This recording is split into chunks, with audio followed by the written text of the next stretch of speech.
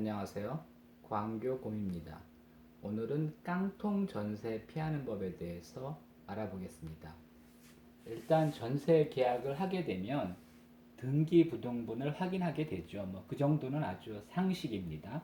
그래서 등기부등본에 보면은 갑구에서는 소유권, 을구에서는 제한물권이 나와 있습니다. 그래서 갑구에서 가장 중요한 거는 면적과 집주인의 신상이죠. 그러니까 주민번호랑 뭐 이름이랑 주소랑 잘 확인해야 됩니다. 그래서 진짜 이 사람이 집주인인지 그것만 잘 확인하면 됩니다. 을구에는 이제 보통 대출이 있는 경우 근저당권이라고 나와 있습니다. 근저당권이 대출입니다.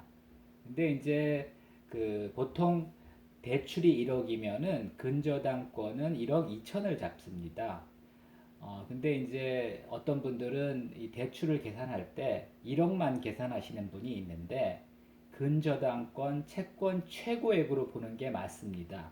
왜냐하면 대출을 제대로 안 갚는 경우 이자도 못 갚습니다. 그럼 이자까지 포함해서 은행은 청구를 하게 되는 거죠. 그래서 채권 최고액으로 보는 것이 맞습니다. 그래서 이제 등기부등본을 보고 대출이 없을 경우에는 전입신고, 확정일자만 제때 받으면 안전하다고 봅니다. 잔금날 잔금 치시고 전입신고하시고 확정일자를 바로 받으면 큰 문제는 없습니다.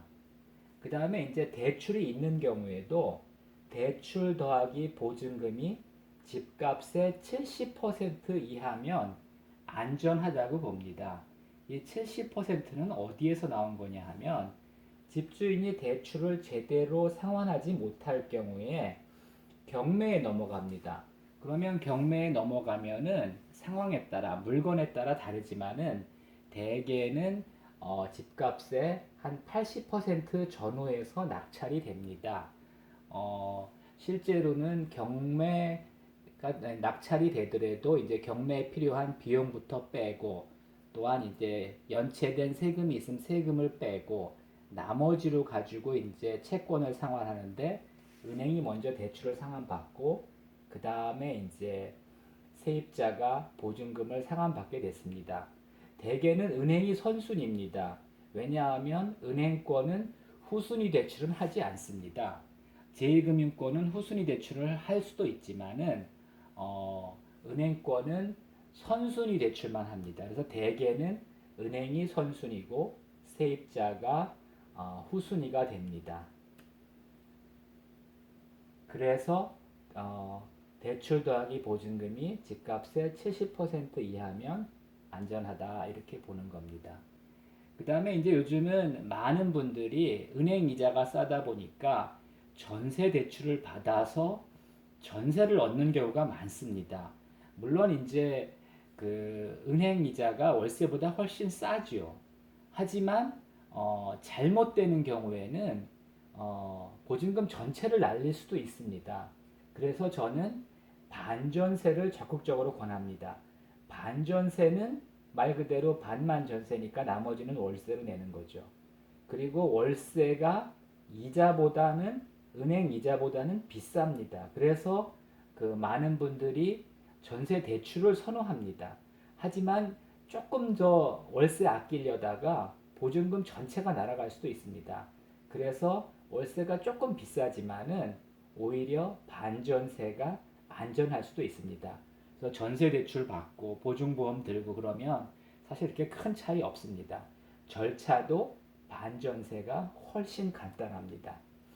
그다음에 이제 월세 보증금은 대개 이제 최우선 변제금으로 충당이 됩니다. 최우선 변제라는 것은 소액 임차인을 보호하기 위해서 주택임대차 보호법에서 얼마 이하는 일단 우선적으로 물어줘라 그런 거죠. 그래서 서울 기준으로 최우선 변제금은 최대 3,700만 원입니다. 지역에 따라 조금씩 차이가 있습니다. 그 다음에 가장 위험한 것이 다가구 주택입니다. 다가구 주택은 한 집에 여러 가구가 모여 사는 거죠. 그래서 이제 대출은 분명히 등기부등본에 나와 있습니다. 근데 그 여러 세대가 있다 보니까 전세도 있고 월세도 있고 그렇습니다. 그래서 그 보증금이 얼마인지 정확히 모릅니다. 주인만 정확하게 아는데 주인이 잘 안 가르쳐 줍니다. 그 다음에 동사무소에 가서 임대차 현황을 뭐 알려달라면 알려줄 수는 있는데 절차가 좀 복잡합니다. 그러다 보니까 다가구 주택이 대출도 많고 보증금도 많은 경우가 많습니다. 근데 이제 집주인이 대출을 제때 못 갚으면 경매에 넘어가는 거고, 어, 이때 이제 세입자가 여럿 있는데 선순위들은 받을 수가 있지만 후순위는 받기가 어렵게 되는 거죠. 그래서 다가구 주택은 특별히 신중해야 됩니다. 그래서 그 굉장히 그 보증금을 날릴 가능성이 많고요. 특히 신축 다가구 주택은 대출을 많이 얻어서 집을 진 다음에 일단은 집주인이 돈이 부족하기 때문에 전세를 많이 뽑는 경우가 있습니다.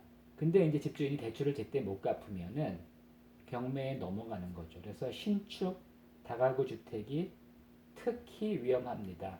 그래서 일부 그 공인중개사들 중에는 다가구 주택은 중개를 꺼리는 분들도 많이 있습니다. 왜냐하면 수수료는 얼마 안 되는데 사고가 나면 책임을 져야 되거든요. 그래서 다가구 주택이 위험하다는 걸 꼭 명심하시고 특히 뭐 직거래 하시는 분들 많이 있습니다. 직거래 할 경우에는 그 공인중개사협회에서 제공하는 공제도 받을 수가 없습니다.